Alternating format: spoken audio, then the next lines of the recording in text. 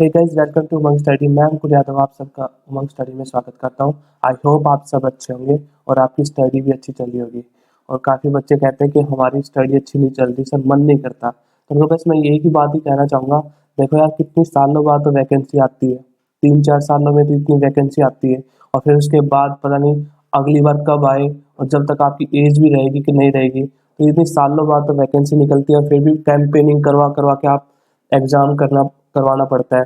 ठीक है, तो ये 1.5 मंथ होता है बचा है, तो आप सीरियस हो जाओ और अच्छे से स्टडी कर लो। नहीं तो पता नहीं स्टडी करने का मौका मिलेगा कि नहीं। जब वैकेंसी नहीं मिलेगी तो ये 1.5 मंथ पता नहीं आपको स्टडी पढ़ने का भी मौका मिलेगा कि नहीं अगली बार। ठीक है, कब मिलेगा। ठीक है, तो अब सीरियस हो जाओ और स्टडी के लग जाओ। ठीक है, तो जो बच्चे नए जुड़े हैं और जो गलती से जुड़ गए हैं हमारे चैनल पे, जिनको मतलब स्टडी वीडियो नहीं देखनी पसंद करते, वो बस ऐसे ही कोई जोक वगैरह वाली वीडियो देखना पसंद करते हैं, तो उनको बस एक बार 2 मिनट लूंगा मैं, हमको बताना चाहूँगा कितनी इंपॉर्टेंट वीडियो होने वाली है, जो किसी ग्रुप डी की तैयारी कर रहे हैं और किसकी एनटीपीसी की तैयारी कर रहे हैं। तो देखिए, हमने एक सीरीज स्टार्ट की है एनटीपीसी सीबीटी 2016 की। तो इस सीरीज सिर्फ क्वेश्चन नहीं करवा रहे हम, क्वेश्चन तो प्रीवियस ईयर ही ले रहे हैं ताकि कोई अनइम्पोर्टेंट क्वेश्चन ना हो। तो उनको क्या कर रहे हैं, पर जो भी क्वेश्चन होगा वो जीएस का तो हम डिटेल में सॉल्यूशन करवा रहे हैं। जैसे आज कोई भी, जैसे एक सरोजनी नायडू का मैं दिखा देता हूँ, क्वेश्चन के अकॉर्डिंग आपको समझ में आएगा। उससे पहले एक चीज़ और मैं बता दूं, हमने एक मॉक ग्रुप बनाया हुआ है। ये मेरे नंबर है, आप इस पे व्हाट्सअप कर दीजिए उस ग्रुप में ऐड करने होने के लिए, या आपको डिस्क्रिप्शन में लिंक मिल जाएगा। वहाँ पे काफ़ी अच्छे बच्चे हैं जो 120 में से 100 नंबर भी लेके आ रहे हैं। तो वो उससे क्या होगा, आप उनके साथ जुड़ जाओगे अच्छे बच्चों के साथ, तो आपका भी थोड़ा सा मन करेगा कि हाँ यार अच्छा स्कोर करना है। क्योंकि क्या होता है, अगर आप अकेले प्रिपरेशन करते हो तो आप क्या पता 90 पे भी खुश हो जाओ। ठीक है, या फिर आप 80 पे भी खुश हो जाओ। तो उस पर डिपेंड करता है, जब दूसरे बच्चों को देखेंगे तो आपका भी मन करेगा कि हाँ यार स्कोर लाया जा सकता है और मेरे को भी लाना चाहिए। तो हम डेली टारगेट करते हैं कि आज ये मॉक देना है, तो वो बच्चे मॉक देते हैं और होमवर्क भी मिलता है उस ग्रुप में। तो आप जुड़ सकते हैं, इस आप मेरे को मैसेज कर दीजिए इन नंबरों पे, या फिर डिस्क्रिप्शन में लिंक मिल जाएगा। तो देखिए, मैं क्या बता रहा था, आज हम क्या सीखने वाले हैं, कैसे सीखने वाले हैं। जो नए बच्चे जुड़े, देखें हमने क्या देखा कि डॉक्टर एपीजे अब्दुल कलाम के बारे में पिछली साल, मतलब जब भी पेपर हुआ था 17 में, सिर्फ थर्ड का पेपर है ये, तो उसमें क्या पूछा गया था, अब्दुल कलाम जी से बुक रिलेटेड पूछा था। तो हम इनकी तो ये तो आंसर बताएंगे ही, तो और क्या बताने वाला हूं मैं कि अब्दुल कलाम जी ने और भी क्या बुक लिखी थी। मतलब आसपास का आपका बहुत ज्यादा क्लियर हो जाएगा। और ऐसे ही मैथ के क्वेश्चन भी होंगे। देखिए, मैथ के क्वेश्चन है ना, थोड़े जल्दी कराऊंगा मैं, इसलिए करवाऊंगा ताकि आपका टाइम वेस्ट ना हो कि और कहीं भी आपको देखने के लिए कि जीएस यहाँ करूँ, मैथ वहाँ करूँ, रीजनिंग वहाँ करूँ, तो कई वीडियो ना देखनी पड़े। और बीच बीच में क्या होगा, आपको इंटरेस्ट बना रहेगा वीडियो के अंदर कि थोड़ा सा जीएस पढ़ पढ़ के बोर हो जाएंगे। तो आप पेन कॉपी भी ले लीजिए, तो आपको जीएस के क्वेश्चन भी मिलेंगे, रीजनिंग के क्वेश्चन भी मिलेंगे। और लास्ट में हमारा क्या होगा, टॉपिक ऑफ द डे। मतलब क्या होगा टॉपिक ऑफ द डे, आज क्या है, जैसे कल सुप्रीम कोर्ट का था, तो मैंने सुप्रीम कोर्ट पूरा करवाया, उसकी क्विज करवाई। ठीक है, तो ऐसे करके वो टॉपिक हमने क्लियर करा था। जैसे आज का टॉपिक क्या है, टॉपिक ऑफ द डे आज क्या है, आज का टॉपिक है कैसे 32nd टोक्यो ओलंपिक। तो उसके बारे में पूरा डिटेल में हम देखने वाले हैं, जो ओलंपिक में आया था। जैसे जो भी क्वेश्चन मिल जाता है ना, जैसे हमें ओलंपिक का क्वेश्चन मिल गया, तो इस पे हम टॉपिक ऑफ द डे बना के वो पूरा टॉपिक करवा देते हैं। तो ऐसे ही 3 पेपर के अंदर ही, ये थर्ड पेपर चल रहा है, तो 3 पेपर के अंदर ही देखिए, 2 पेपर के अंदर ही इतने आपके टॉपिक हो चुके। जैसे महात्मा गांधी का पूरा टॉपिक हो चुका, कल सुप्रीम कोर्ट का हुआ था, उस पर मैंने 10-20 क्वेश्चन भी करवाए थे, पूरा सुप्रीम कोर्ट पढ़ा दिया था। ऐसे प्रेसिडेंट का भी पढ़ा चुका हूँ, इंडस वैली सिविलाइजेशन हो चुके हैं। तो ऐसे करते करते हम सारे जो इंपॉर्टेंट टॉपिक है वो कर लेंगे। तो जल्दी से शेयर कर दीजिए ताकि और भी बच्चे जुड़ सके और हमें भी मोटिवेशन मिल सके, कि ताकि बच्चे पसंद कर रहे हैं। तो वीडियो को लाइक कर दे और शेयर कर दे जल्दी से, फिर स्टार्ट करते हैं। ठीक है, और काफी इंपॉर्टेंट वीडियो होने वाली है। ऐसे नहीं है कि हम टाइम वेस्ट करेंगे आपका, इस टाइम कोई टाइम वेस्ट करने का मतलब ही नहीं बनता। 1.5 मंथ बचा है, तो कोई कहानी वगैरह स्टोरी सुनने का टाइम नहीं बचाएगा आपके पास। ठीक है, अब सब स्टडी और मॉक टेस्ट दीजिए। ठीक है, चलिए अब पहला क्वेश्चन कीजिए, आप जल्दी से खुद रिप्लाई कीजिए पहले, फिर मैं बताता हूँ आपको। जल्दी से कमेंट करना आपको, ठीक है, क्योंकि अब रिवीजन का टाइम आ चुका है, तो आपको आने चाहिए क्वेश्चन प्रीवियस ईयर। चलिए मैं बताता हूं क्या दे रखा है। Which of the following book was written by APJ Abdul Kalam, इनमें से कौन सी बुक एपीजे अब्दुल कलाम जी ने लिखी थी। तो देखिए, ये तो किसने लिखी, रीबूटिंग इंडिया किसने लिखी थी, नंदन। नंदन नीलकेनी। ठीक है, इमेजिंग इंडिया किसने लिखी थी बताइए, ये भी नंदन नीलकेनी ने लिखी थी। ठीक है, और अनटचेबल किसने लिखी थी, मुल्क राज आनंद। ठीक है, और द लाइफ, जो ये है द लाइफ ट्री, ये किसने लिखी थी, एपीजे अब्दुल कलाम। देखिए एपीजे अब्दुल कलाम की कुछ बुक हैं जो बहुत ज्यादा इंपॉर्टेंट है, क्योंकि काफी अच्छी पर्सनैलिटीज है, तो इनकी बुक पूछ लेते हैं। तो एक तो ये होगी द लाइफ ऑफ ट्री। ठीक है, और क्या होता है, इग्नाइटेड माइंड, ये इनकी बुक है। और कौन सी है, इंस्पायरिंग थॉट। ठीक है, और इंडिया 2020। ठीक है, और विंग्स एक और है, काफी पॉपुलर है, साइंटिस्ट है ना, विंग्स ऑफ फायर। ठीक है, तो ये बुक आपको wings of fire, India 2020, inspiring thought, ignited India और द लाइफ ट्री, ये 5 बुक आपको याद होनी चाहिए। अगर नहीं याद थी इनमें से तो आप नोट कर लीजिए। तो आपको हर क्वेश्चन में कुछ नया सीखने को जरूर मिलेगा। और आपको पता होगा मैंने काफी टेस्ट क्लियर किए हैं और मेरा एक्सपीरियंस है, तो आपको ये भी पता चलेगा कि मैं कैसे पेपर सोल्व करता हूँ, मैथ के क्वेश्चन और रीजनिंग के क्वेश्चन, तो आपको भी पता चल जाएगा। देखिए ये क्वेश्चन देखिए बहुत आसान क्वेश्चन है, आप कमेंट करिए जल्दी से आंसर। ठीक है, नहीं तो मैं करवा रहा हूं। ठीक है, जल्दी से कमेंट कीजिए, आपके पास 5 सेकंड है इस क्वेश्चन को करने के लिए। ये 5-10 सेकंड का क्वेश्चन है। चलिए मैं देखता हूं, देखिए क्या है। देखिए इसमें क्या है ना, पहले ये देखो, ये क्या है, 624 को इससे डिवाइड करना है। तो देखिए 8 से अगर मैं मल्टीप्लाई करूं, जैसे 7 से करूंगा तो 42 आएगा, लास्ट में 28 आएगा, 8 आएगा, मतलब 7 से। 8 से करता हूं, देखिए 8 4 जा 32 आएगा, तो लास्ट में मतलब 32 आ रहा है, तो 8 के अराउंड ही होगा। तो 8 से एक बार मल्टीप्लाई करके देख लीजिए, 8 पे यही आता है क्या, तो 448, 8 दूनी 16, 8 की 32, तो 2994, तो ये आ गया आपका। तो 4992 ये 8 पे डिवाइड हो गया, और माइनस में 10 तो -2। ठीक है, तो ये आपका सेकंड आंसर हो जाएगा। चलिए अगला क्वेश्चन देखिए, जल्दी से कमेंट कीजिए, जल्दी से आप आंसर अपना कमेंट कीजिए जल्दी से, बहुत आसान क्वेश्चन है। देखिए कुछ भी क्वेश्चन नहीं है। Which one of the following Indian state do not contain a portion of the Thar desert, निम्नलिखित में से किस भारतीय राज्य में थार रेगिस्तान का एक हिस्सा शामिल नहीं है। ये सारे क्वेश्चन मैं बता रहा हूँ प्रीवियस ईयर के, मेरी तरफ से कोई ऐड नहीं किए गए। जब भी मैथ आसान है, रीजनिंग आसान है, जीएस नॉर्मल है। अगर मैं बनाता तो थोड़ा सा हार्ड बनाता, पर इस अब जो प्रीवियस ईयर कर रहे हैं हम, तो इसमें क्या आएगा, हिमाचल प्रदेश। हाँ, तो जैसे गुजरात में थार रेगिस्तान आता है, हरियाणा में भी आता है, पंजाब के कुछ पार्ट में आता है, हिमाचल आपको पता है हिल्स पे है, तो वहां पे कोई भी रेगिस्तान का, थार डेजर्ट का कोई भी पोर्शन नहीं आता है। चलिए अगला क्वेश्चन देखिए, ये बताइए जल्दी से, the slogan of the world environment day 2000। देखिए ये नहीं पूछा जाएगा, मैं इसका आंसर भी नहीं बताऊंगा क्योंकि कंफ्यूज हो जाओगे। तो इसका पूछा था वर्ल्ड इन्वायरमेंट डे 2021 का, मतलब 16 का पूछा था, पर अब तो हमारे पास 21 का ही डाटा होगा, 21 का ही पूछेगा करंट में, तो 21 का आपको उनको पता होना चाहिए। देखिए तो इसमें मैं आंसर भी नहीं बताऊंगा, काफी बच्चे कंफ्यूज हो जाएंगे, नहीं तो पिछले वाले से और नए वाले से ऑप्शन डाल दिया तो वर्ल्ड इन्वायरमेंटल डे जो काफी इंपॉर्टेंट है, ये देखिए जो ये पूछ लेते हैं ना कौन सा किसका स्लोगन था, तो ये आपको पता होना चाहिए। देखिए मैंने ऐड कर दिया है ये पूरा, क्योंकि एक तो पूछेगा नहीं, अब की बार पूछ लिया वर्ल्ड कैसे, हमें टॉपिक मिल गया ये कि भाई स्लोगन पूछता है, तो हमें सारे पता होने चाहिए, हम कुछ भी नहीं छोड़ सकते, क्योंकि आज के कंपटीशन एग्जाम में हम किसी से पीछे नहीं रह सकते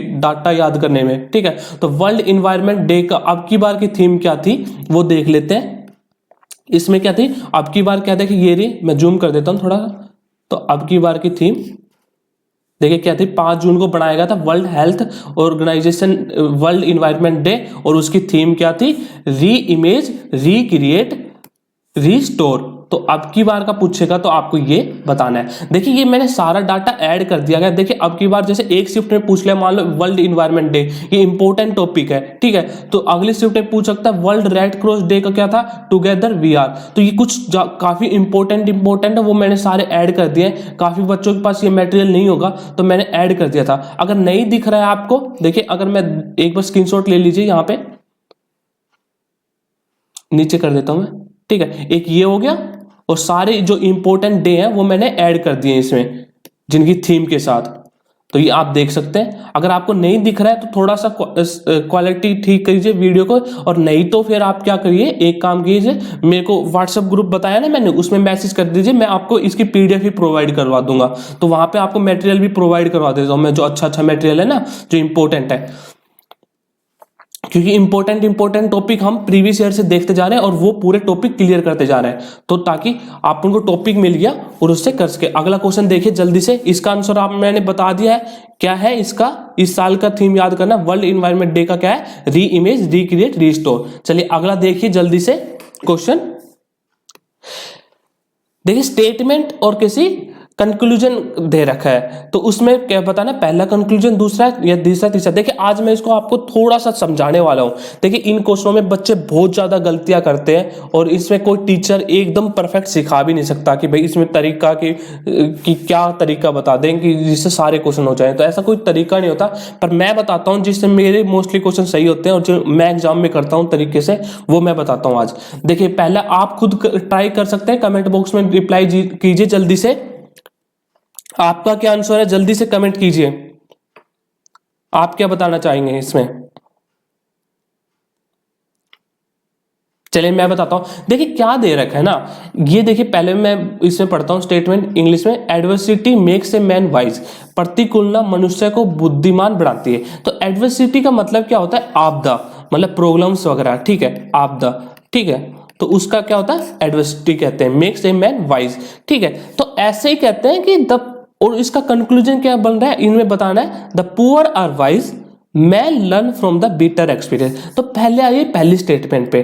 देखिए आपदा इंसान को, मनुष्य को बुद्धिमान बनाता है, ठीक है, तो ये बात है ना, जब भी कुछ भी वर्ड एक्स्ट्रा दे रखा हो कंक्लूजन में तो उसको तो कैंसिल कर दीजिए। अब देखिए इसमें दे रखा द पुअर आर वाइज, भाई हमें दिमाग खुद का नहीं लगाना है कि पुअर को ज्यादा आपदा होती है, नॉर्मल आदमी को कम होती है, कि रिच आदमी को ज्यादा होती है, तो हम डिसाइड नहीं करेंगे। हमें क्या समझना है कि हमें कुछ नहीं आता, स्टेटमेंट जो कह रहा है उस तरह ही पता है हमें, तो हम नहीं करेंगे कि पुअर को ज्यादा आपदा आती है इसलिए वो वाइज हो गया, ठीक है। तो अगर कोई नई टर्म दे रखी है जिसका स्टेटमेंट में कोई रिलेशन नहीं है, जैसे यहाँ पे क्या है पुअर, तो पुअर का कोई रिलेशन नहीं है हमारे स्टेटमेंट में कि पुअर वाइज होते, मतलब कुछ भी बता रखा हो, ठीक है, कि अगर ये और ऐड कर देता इसमें कि the poor have more adversity, मतलब गरीबों को ज्यादा आपदा होती है, तो हाँ हम ये कह देते ये पुअर वाइज हो गए, ठीक है। पर इसके बारे में स्टेटमेंट कुछ नहीं कर रखा तो इसको सीधा कैंसिल कर देंगे, ठीक है। अगली statement I, man learn from bitter experience. तो जो इंसान है वो क्या, बुरे अनुभव से सीखता है। तो बात तो यही होगी भाई, आपदा से सीखता है, बुरे एक्सपीरियंस सीखता है, तो ये वाली स्टेटमेंट सही होगी। तो हमें कौन सी सही करनी है, पहले ये देखो कि किसी कोई वर्ड तो नहीं ले रखा है, जैसे द पुअर ले रखा है तो इसको फालतू में ऐड कर रखा है, तो वो वाली स्टेटमेंट कैंसिल कर दो, और कौन सी सही करनी है, जो उसी स्टेटमेंट को डिफरेंट वे में बोल रखा हो। जैसे देखो आपदा मेक्स ए मैन वाइज, ठीक है, और man learns from bitter experience, कहने का तरीका अलग है पर बात तो सेम ही है, तो हमेशा ऐसे देखना है। तो इसमें सही क्या आ जाएगा, ओनली कंक्लूजन सेकंड। चलिए अगला क्वेश्चन देखते हैं, जल्दी से कमेंट कीजिए। अभी टोक्यो ओलंपिक हुआ तो आपको इनके बारे में सबके बारे में पता होना चाहिए।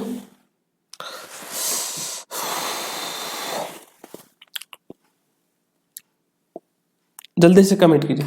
चलिए मैं बताता हूँ, इसमें कुछ भी नहीं है, ये दे रखे ये स्पोर्ट्समैन है, इसके बारे में ये कौन से खेल से रिलेटेड है तो सही है, नहीं तो नहीं है। तो जीतू राय आपको पता है शूटिंग से, दीपक कर्मारी आपको ये पता ही होगा, जिम्नास्टिक काफी पॉपुलर प्लेयर, पीवी सिंधु आपको पता है बहुत पॉपुलर प्लेयर है। तो आपको एक काम करना है, पीवी सिंधु के बारे में पूरा लिखना है जो आपको पता है, इनकी पूरा नाम, पीवी सिंधु का पूरा नाम, जो बच्चे हरियाणा से होंगे उनको पता होगा, पीवी सिंधु का फुल नेम पूछा गया था एसआई के एग्जाम में, ठीक है। तो ऐसे ही इसमें जो साक्षी मलिक, जो साक्षी मलिक है वो आपको पता होगा क्या है, ये बॉक्सिंग में नहीं है, क्या है, रेसलर है, रेसलिंग करती हैं, ठीक है। तो ये आपका आंसर हो जाएगा। चलिए अगला क्वेश्चन देखिए जल्दी से, 5 सेकंड है, जल्दी से कमेंट कीजिए। बायो का क्वेश्चन है, थोड़ा बायो का लगा लीजिए, रीजनिंग का लगा लीजिए, आपको नॉलेज अगर बायो की है तो आप कर देंगे ये क्वेश्चन। देखिए सारे टाइप के क्वेश्चन आपके प्रीवियस ईयर के क्लियर हो रहे हैं और पूरे डिटेल के अंदर। तो आई डोंट थिंक सो कि ये इतना डिटेल आपको कहीं पे सॉल्यूशन मिलेगा। ठीक है, सारे आप मैथ, इंग्लिश, मैथ, रीजनिंग वगैरह के सारे क्वेश्चन आपके एक वीडियो में मिल रहे हैं। ठीक है, और अच्छे से, ये भी नहीं कि मैं मैथ को बहुत लो लेवल पे करवा रहा हूँ। अगर अच्छा क्वेश्चन आता है, जैसे नंबर सिस्टम का आया था, पूरा नंबर सिस्टम का बताया था, इंटीजर क्या होते हैं, रियल नंबर क्या होते हैं, जो आपने नहीं देखी हो तो पिछली वीडियो देख लीजिए। बहुत इंपॉर्टेंट टॉपिक मैं करवा चुका हूँ, जैसे मीन, मोड वगैरह वाला इंपॉर्टेंट बच्चों को नहीं आता है, जैसे एचसीएफ, एलसीएम तरीके क्या होते हैं, वो सारे मैंने वीडियो में करवाता आ रहा हूँ। ठीक है, तो आप फॉलो नहीं कर रहे तो इस सीरीज को जरूर फॉलो कर ले, बहुत मदद मिलेगी आपको पेपर में।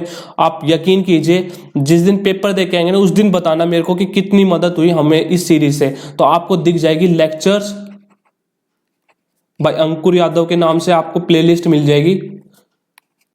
उस प्लेलिस्ट में करीबन 20 वीडियो के करीब आ चुके हैं, तो आप उस सीरीज में देखिए कितना मदद करेगी। क्योंकि देखिए, हम टॉपिक उठा रहे हैं प्रीवियस ईयर से, जो प्रीवियस ईयर में मान लो इन्वायरमेंट डे का आया, थीम का क्वेश्चन आया, जैसे ओलंपिक का पिछली बार का आया, तो अब की बार का भी आएगा। तो हम टॉपिक करवा रहे हैं इंपॉर्टेंट। ठीक है, तो आप जल्दी से करिए। और भाई देख, ये बहाना नहीं सुना जाएगा। ग्रुप में भी एक दो बच्चे कहते रहते मेरे को, सर मेरा मन नहीं कर रहा, मैं क्या करूं। देखिए भाई, मन नहीं कर रहा तो जॉब लेने के लिए बहुत ज्यादा बच्चों का मन कर रहा है जॉब लेने का। अगर आपका मन नहीं कर रहा तो छोड़ दीजिए तैयारी, कोई मतलब नहीं है। ठीक है, तो अगले बात देखिए, पता नहीं इतनी सालों में तो पेपर होते हैं, फिर बच्चे क्यों कहते हैं हमारा मन नहीं कर रहा। फिर आपका मन ही नहीं कर रहा नौकरी करने का, काम करने का, जॉब लेने का, अपने पेरेंट्स के सपने पूरे करने का, कॉमन फैमिली से हो, अब भी मन नहीं करेगा, 1.5 मंथ बचा है, तो फिर कब करेगा मन आपका। ब्लड प्रेशर क्या है? ब्लड प्रेशर क्या है? किसी, देखिए, जो कोलेस्ट्रॉल होता है,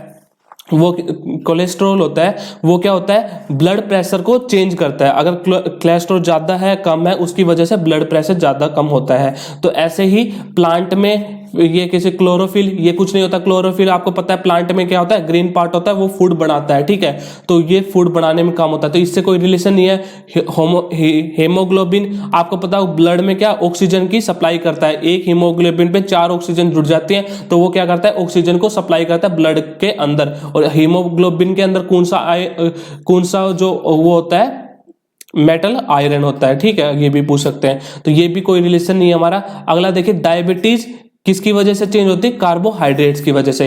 ये हमारा सही आंसर होगा कि ऐसे ही ब्लड प्रेशर कैसे कोलेस्ट्रॉल की वजह से चेंज होता है, ऐसे ही डायबिटीज कार्बोहाइड्रेट की वजह से चेंज होती है। तो ये थर्ड आपका आंसर हो जाएगा। चलिए अगला क्वेश्चन देखिए। देखिए, ये क्वेश्चन मैं थोड़ा सा समझा देता हूं क्या दे रखा है। ये पूरी स्टेटमेंट है, ये आपको डाटा दे रखा है, आपको इससे कुछ डाटा से अपनी फिगर बना लेनी है, जो भी आपने डाटा लिख लेना है, और उसके ऊपर आपको क्वेश्चन मिलेंगे। कितने क्वेश्चन है, 1 2 3 क्वेश्चन है। तो एक बार डाटा बना लीजिए जल्दी से, आपके पास, अगर आप कर रहे हैं तो करना ही है। वैसे खुद वीडियो को पॉज कीजिए और खुद कीजिए। ठीक है, मैं आपको सॉल्यूशन प्रोवाइड कर रहा हूं, इतने आप कर क्या मेरे साथ साथ कीजिए जल्दी से। ठीक है, तो क्या लिख रखा है, देयर आर 5 फ्रेंड्स, 5 फ्रेंड है, 5 फ्रेंड लिख लेते हैं हम, कोई भी 5 होंगे। देखिए, रुक जाइए, पूरी स्टेटमेंट पढ़ते हैं। दे आर स्टैंडिंग इन ए रो, ठीक, एक रो के अंदर खड़े हैं और नॉर्थ की तरफ फेस करते हैं। तो भाई ऐसे खड़े सारे नॉर्थ की तरफ फेस करके, 5 हो गए। ठीक है, हाँ, अब क्या कर रखा है, Jai is to the immediate right of Ashok. जो जय है वो, देखिए यहां पे डाटा लिख लेते हैं, जय है वो इमीडिएट राइट है अशोक के, मतलब अशोक यहां पे और जय उसके राइट में है। Parnesh is the only one between Bala and Subhash. जो परनेश है, पी है, वो बी और एस के बीच में। देखिए, कई बच्चे इसमें गलती क्या कर देते हैं, जैसे मैं लिख लेता हूं ए जे पी बी एस, तो इसमें सारों के नाम अलग है। जैसे ए फॉर मान लो क्या पे अशोक है, तो दूसरा ये नहीं है कि 2 ए हैं, तो अंकित, अंकुर जो भी है। तो ऐसे देख लिया करो कि आप लिखते वक्त कभी पूरा नाम लिखो, अगर पूरा नहीं है, जैसे 2 ए है तो अशोक अंकित में कंफ्यूज होते हैं, गलत कर देते हैं, तो वो ध्यान रखना।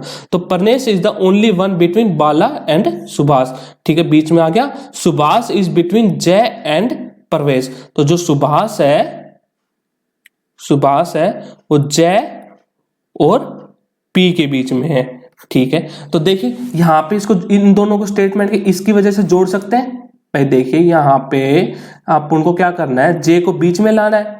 तो जे को बीच में लाने के लिए, तो एक तो ये कंडीशन थी, एक ये क्या बन सकता था भाई, एस इस साइड आ जाए, पी इस साइड आ जाए, बी इसमें जाए। भाई यही दे रखा है ना, P between Bala and Subhash, तो ये स्टेटमेंट सही हो सकती है। तो अब देखिए इसके अकॉर्डिंग तो यहाँ पे फिट बैठ रहा है, यहाँ पे भाई ये वाला यहाँ पे फिट बैठ रहा है। इसके अकॉर्डिंग देखें जे एस पी आना चाहिए।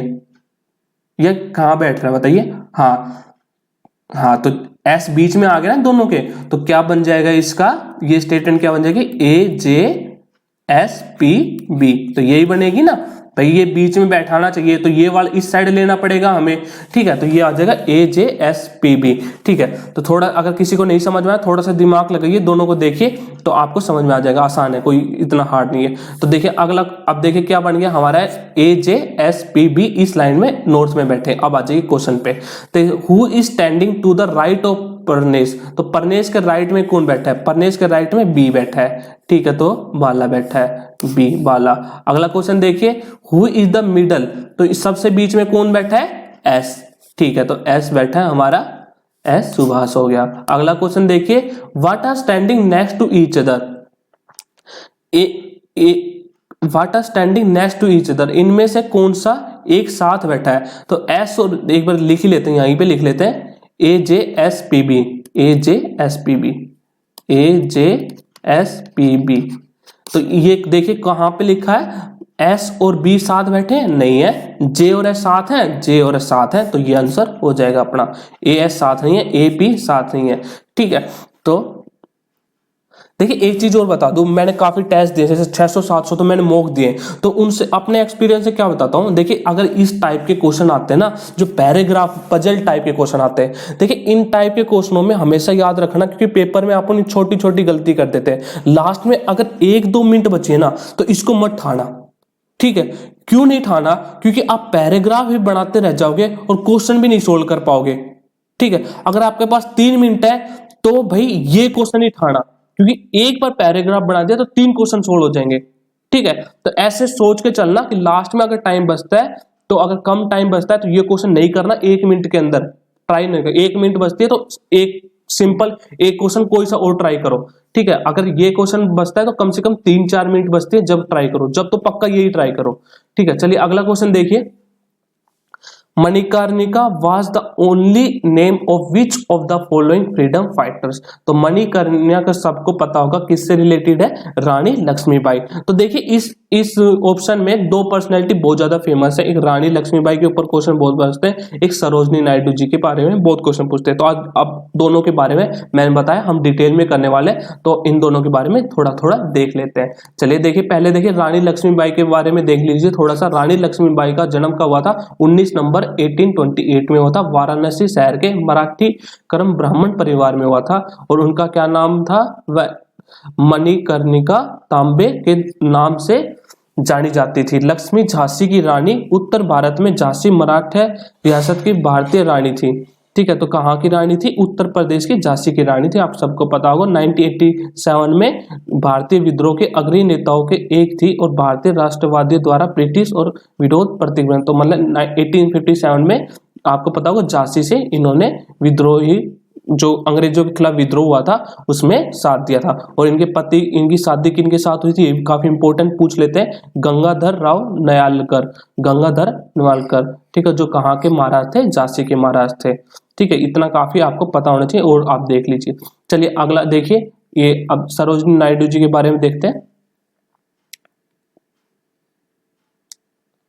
देखिए सरोजनी नायडू जी के बारे में देखते हैं। सरोजनी नायडू एक भारतीय स्वतंत्रता क्रांतिकारी कवयित्री थी, ठीक है। कवयित्री अगर पूछ लीजिए पोइट, इनमें से कवयित्री कौन सी, तो सरोजनी नायडू आप टिक कर सकते हैं, ठीक है। और सरोजनी नायडू का जन्म कब हुआ था, 13 फरवरी 1879 में। और सरोजनी नायडू को किस नाम से और जाना जाता था, नाइटिंगेल ऑफ इंडिया के नाम से भी जाना जाता था। वो 8 भाई बहनों में सबसे बड़ी थी।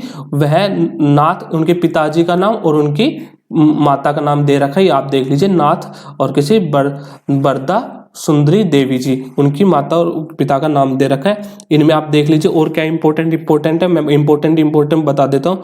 उनके पिता, ये छोड़िए इतना नहीं है, और डॉक्टर गोविंद, और उनकी शादी किन से हुई थी, डॉक्टर गोविंदा राजू नायडू से उनकी शादी हुई थी। और पूछ ले किन के समकालीन थे, महात्मा गांधी के साथ इन्होंने काफी राष्ट्रीय आंदोलन में पार्टिसिपेट किया था, ठीक है। और कैसे 1925 में कौन सा कांग्रेस का अधिवेशन था, कौन सा, कानपुर वाला, कानपुर वाला बहुत इंपॉर्टेंट है ये। 1925 में कानपुर के कांग्रेस के अध्यक्ष चुने गए थे, ठीक है। और 1905 में भी इन्होंने कैसे भाग लिया था राष्ट्रीय आंदोलन में, और 1930 में भी पार्ट लिया था, कौन से, गांधी जी के साथ दांडी यात्रा में। इन्हें पूछ लें दांडी यात्रा में इस किस लीडर ने पार्टिसिपेट किया महात्मा गांधी के साथ, तो कौन थी, सरोजिनी नायडू जी थी। और ये पूछ ले कि भारत के स्वतंत्रता के तुरंत बाद यूपी की राज्यपाल कौन बनी थी, सरोजिनी नायडू। तो देखिए ये और स्टैटिक भी पॉइंटर्स पता होगा आपको। जो यूपी की गवर्नर, जो फर्स्ट फीमेल गवर्नर है इंडिया की, वो कौन थी, यूपी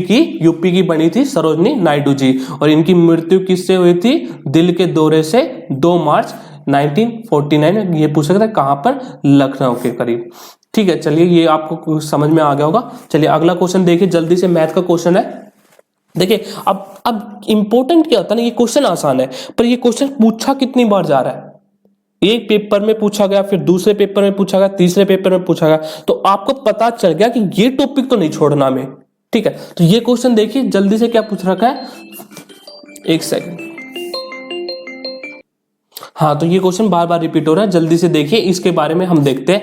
देखिए इन क्वेश्चन में मैंने लास्ट टाइम भी बताया था, लास्ट वीडियो में बताया था, अगर फोर्थ प्रपोर्शनल पूछ रखा है टू, तो क्या करो, जो टू के पास जो सबसे आगे लिख रखा है, तो वो उसको पकड़ो, उसको नीचे लगाओ, और ऊपर उस दोनों, और जो बच गए उनको मल्टीप्लाई कर दो, 4 और 8, ये आपका सॉल्यूशन हो जाएगा। तो ज्यादा दिमाग लगाने की जरूरत नहीं, 2 वाला नीचे रखो और ऊपर वालों को दोनों को मल्टीप्लाई कर दो, ठीक है। तो ये कितना आ जाएगा, 2 से 2 गया, और ये कितना आ जाएगा, 16 आपका आंसर आ जाएगा। और एक और बता दूं, चलो फिर कहोगे कि आप वो इसमें भी कंफ्यूज रहते हो। थर्ड प्रपोर्शनल पूछ लेता तो क्या होता, थर्ड प्रपोर्शनल होता तो ये नहीं होते, ये सिर्फ 2 ही होते, मान लो 2 ही होते, तो जो 2 के पास होता उसको लगाओ नीचे, जो सबसे आगे है, तो 4 को नीचे लगाया, और जो दूसरा बच गया, अब ऊपर भी 2 चाहिए, तो दोनों को 8 को 2 बार लिख लो, तो अब कितना आ जाएगा, 2, जब भी थर्ड प्रपोर्शनल भी इसका क्या, ये क्या आता, 16 आता, ठीक है। तो ऐसे आपको पता होना चाहिए, फोर्थ प्रपोर्शनल पूछे तो ऊपर वालों को मल्टीप्लाई करो, 2 वाले को नीचे ले लो, और थर्ड प्रपोर्शनल पूछे तो ये आपको बता दिया। चलिए अगला क्वेश्चन देखिए जल्दी से, कमेंट कीजिए आप अपना आंसर।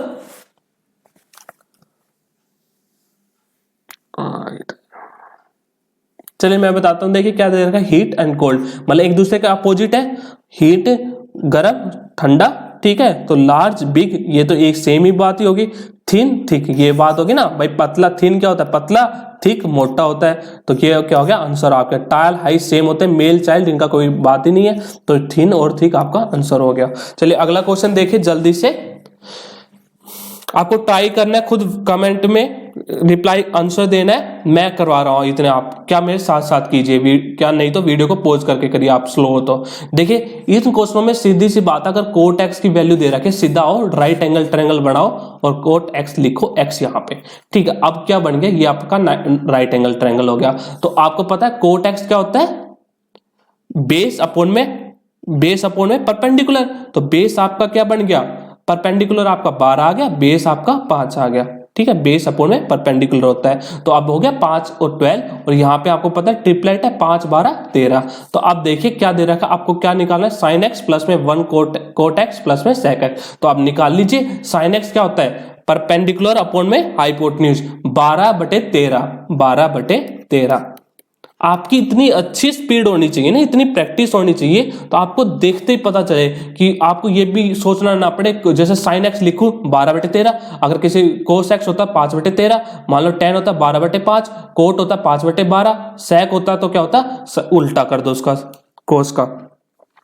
तो ऐसे स्पीड होनी चाहिए बहुत जल्दी जल्दी, ठीक है, प्रैक्टिस से आएगी वो, ठीक है। अब मैं बता रहा हूं आंसर, तो आप थोड़ा सा टाइम लगता है, नहीं तो ये क्वेश्चन बहुत जल्दी होते हैं जो बच्चे प्रैक्टिस कर रखे। अगला ये 1/कोट एक्स का मतलब क्या, ये उल्टा हो गया 12/5। अगला क्या हो गया, सेक एक्स क्या था, कोस एक्स का उल्टा, कोस एक्स क्या 12/13, तो आंसर क्या आ गया 13/5। अब इसका कर लीजिए, तो 13/5, ऊपर क्या आ गया 12, 13 से 13 का पर 60, प्लस में 12, कैसे ये कितना हो गया, 12 5 तो गया, और कितना हो गया 130, 13 130 प्लस में 26 156, प्लस में 5 से 5 गया 13, 169, तो ये कितना आ गया 169, 156 और 60, तो 15 असल पाई 1, 6 18 असल पाई 1, 385 बाई 13/5, और ये 5 से कैंसिल हो गया, तो ये कितना हो जाएगा 77/13 आपका आंसर हो जाएगा, 77/13 आपका आंसर हो जाएगा। चलिए अगला क्वेश्चन देखिए जल्दी से, थोड़ा सा मैं समझा देता हूँ, अगर किसी बच्चे को समझ में नहीं आ रहा है ये क्वेश्चन क्या है, हिंदी में मैं बता देता हूँ। देखिए हिंदी में क्या है, इस क्वेश्चन को हिंदी इंग्लिश की तो कोई बात ही नहीं है, क्या दे रखा है, ये दे रखे सीरीज दे रखे, तो इस सीरीज को उस सीरीज में सेट करना है कि इसका मीनिंगफुल वर्ड बन जाए, ठीक है। तो मीनिंगफुल वर्ड बनाना है, कौन सी सीरीज का बन रहा है। देखिए अगर 2-3 लेटर दे रखे होते ना, इसको समय मैं करवाता हूँ, 2-3 लेटर होते ना तो मैं क्या करता कि हाँ ट्राई कर लेता कि भाई आपस में देख रह सकते हैं, जैसे बैट होता तो कैसे भी लिख दो, TAB लिख दो, चाहे ABT, आप बता दोगे बैट है। पर ऐसे में कई बार समझ में नहीं आता, तो क्या करो, सीधे ज्यादा दिमाग मत लगाओ, सीधे ऑप्शन पे आओ, सीधे ऑप्शन पे क्या आ रहा है उसके अकॉर्डिंग लिख लो जल्दी जल्दी। AR, 1 पे क्या है V, 6 पे क्या है E, और 4 पे क्या है S, और 5 पे क्या है T।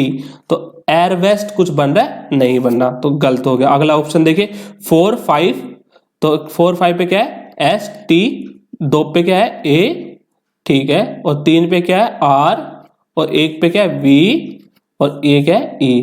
तो स्टार क्या होता है ये आपको पता होगा, जिन थोड़ा बहुत इंग्लिश आते हैं, स्टार का मतलब क्या होता है, जो भूख से मर जाए, ठीक है, भूख से मरे, तो उसको क्या कहते हैं स्टारविंग कहते थे भाई, कहते थे मैं भूख से मरा जा रहा हूं, तो स्टारविंग, तो उसके लिए वर्ड होता है स्टार, ठीक है। तो ये वर्ब की फर्स्ट फॉर्म होगी और वो क्या होगी फोर्थ फॉर्म हो जाती है, तो स्टार एक मीनिंगफुल वर्ड होता है, तो ये आपका सेकंड आपका आंसर हो गया। चलिए अगला क्वेश्चन देखिए, आज आ गया अपना टॉपिक ऑफ द डे वाला क्वेश्चन आ चुका है, जल्दी से एक्टिव हो जाइए, फिर आप देखते हैं, ये लास्ट क्वेश्चन है, जल्दी से कमेंट कीजिए, आंसर आपको सबको पता होगा, मैं बताता हूं।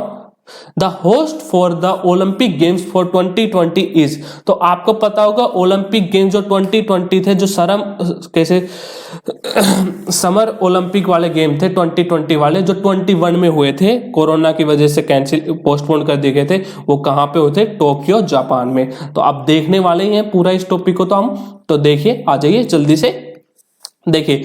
तो ये क्या क्या पूछ सकता है, देखिए ये कौन सा ओलंपिक गेम थे, 32 जो था सम्मेलन था ये, और कहां पे क्या नाम था इसका, 32 ओलंपिक 2020। देखिए हुए 2021 में थे, जुलाई 23 से लेके जुलाई 8 के बीच, अगस्त 8 2021 के बीच में थे, पर इसका नाम चेंज नहीं किया गया था। तो अगर पूछे तो ऑप्शन में क्या नाम था इसका, टोक्यो ओलंपिक 2020 ही इसका नाम था, 21 नहीं किया गया था, ये ध्यान रखिए। और होस्ट सिटी कौन थी, टोक्यो जापान थी। और टोटल स्पोर्ट्स कितने थे भाई, टोटल खेल कितने थे आपको बताओ, तो टोटल खेल कितने थे, 33 टाइप के खेल थे। और इसमें और भी पूछ सकते हैं, तो टोटल इवेंट्स कितने थे भाई, गेम हो गए, और टोटल इवेंट्स कितने हो गए, टोटल इवेंट्स कितने हो गए थे, 339,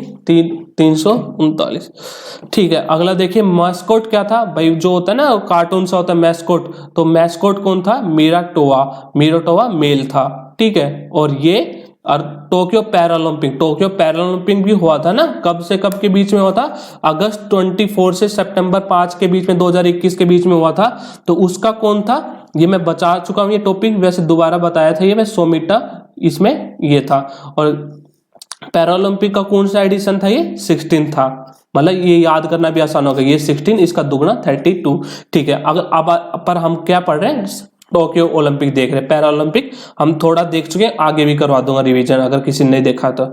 number of athletes of India कितने थे, इंडिया के कितने एथलीट गए थे इसमें, 119 गए थे। अगर डिटेल में जाएं तो कितने थे, मेल कितने थे 67, और फीमेल कितने बच के 52 फीमेल थी, ठीक है। तो ये आप देख लीजिए। मोटो ऑफ ओलंपिक 2020 का क्या था, यूनाइटेड बाय इमोशन, ठीक है। अगला देखिए, India official Olympic theme song, जो थीम सॉन्ग था इंडिया का वो क्या था, लक्ष्य है तेरे सामने।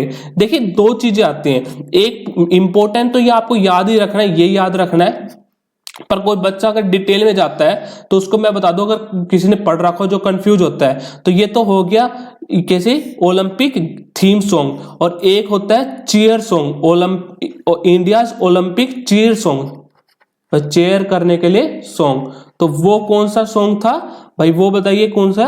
हिंदुस्तानी वे, हिंदुस्तानी वे। और वो किसके द्वारा लिखा गया था, जो गाया गया था? AR रहमान। जो ज्यादा डिटेल नहीं जा रहा, वो इतना चाहिए याद रख लो। India official Olympic theme song क्या था? लक्ष्य है तेरे सामने। ये एटलीस्ट ये तो याद रखो, ठीक है। अगला देखिए, India flag bearer of the opening ceremony. जो स्टार्टिंग सेरेमनी होती है उसमें आपको पता है फ्लैग लेके चलते हैं, तो उसको फ्लैग ओपनिंग किसके द्वारा की गई थी? कौन कौन थे इंडिया के? इंडिया की तरफ से मैरी कॉम जो बॉक्सर है, और मनदीप सिंह जो हॉकी प्लेयर है। और जब ओलंपिक खत्म होता है, जब भी करते हैं वो किसी फ्लैग सेरेमनी, तो फ्लैग बियरर उस टाइम क्लोजिंग के टाइम पे कौन थे? बजरंग पुनिया, जो क्या है? रेसलर है आपके। और आपके पूछ ले स्पॉन्सर, देखिए प्रिंसिपल स्पॉन्सर पूछे तो MPL, और ऑफिशियल स्पॉन्सर पूछे तो आइनॉक्स।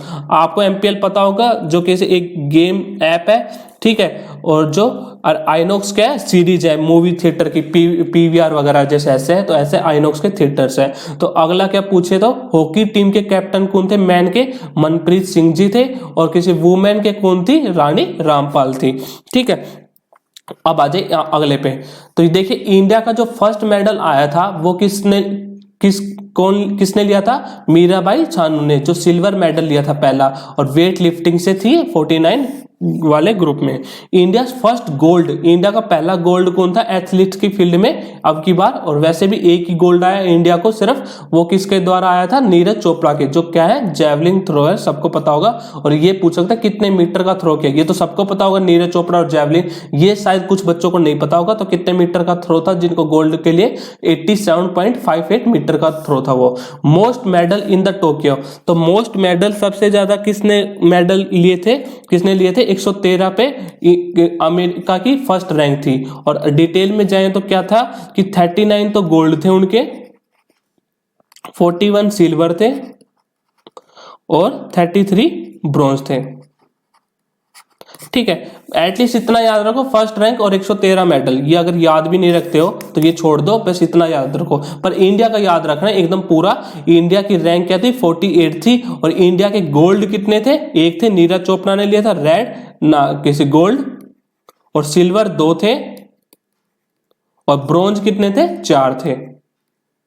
और टोटल मेडल कितने होंगे? 7। तो ये सिर्फ ऐसे याद रख लो 124, ठीक है। जैसे मैंने पैरालंपिक का करवाया था ना 586, तो आपको पूरा याद भी हो जाएगा टोटल भी। और वैसे भी भाई 1 गोल्ड 2 सिल्वर 4 ब्रॉन्ज, तो ऐसे याद हो जाएगा। टोटल आप कर ही लोगे भाई, इसका टोटल 7 बन रहा है। तो ठीक है, इतना काफी है इसके बारे में। और अगली बार जो समर ओलंपिक होंगे, 33rd समर ओलंपिक वो क्या होंगे? 2024 में पेरिस में होंगे, फ्रांस में। एक चीज और ऐड कर जाता हूं, जैसे क्या होता है ना, आप कंफ्यूज हो, जैसे अगली बार बीजिंग में होने वाले हैं, बीजिंग में होंगे, तो वो क्या होंगे? विंटर ओलंपिक होंगे, ठीक है। जैसे 22 में होने वाले हैं विंटर ओलंपिक, जैसे एक बार जैसे 2020 में क्या हुआ?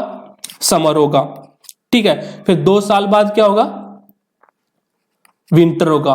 फिर भाई फिर अगले 2 साल बाद क्या होगा? 24 में समर होगा। ऐसे करके चलते हैं। तो आपकी बार टोक्यो में हो गया समर, अगली बार क्या होगा? पेरिस में, फ्रांस में होगा। और विंटर आपको बीजिंग चाइना में होगा। जो आपको पता हो, कई कंट्रियां बाइकआउट भी कर रही हैं, ठीक है। तो बस आज के लिए इतना ही रखते हैं। आई होप आपको वीडियो अच्छी लगी होगी, और अगर अच्छी लगी तो यार प्लीज लाइक करके जाएं और शेयर करके जाएं, ताकि और भी बच्चे जुड़े और हमसे, और मेरे को भी मोटिवेशन मिले कि हाँ बच्चे पसंद कर रहे हैं और जुड़े।